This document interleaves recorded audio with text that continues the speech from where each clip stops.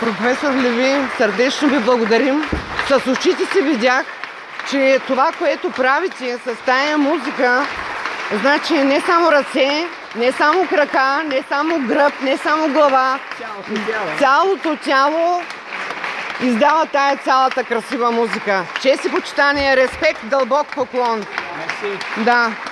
Радвам се, че ни дадахте възможност толкова интимно близо да бъдем до вас и по начина, по който възпроизвеждате тия красиви звуци. Защото е наистина много трудно, да знаете.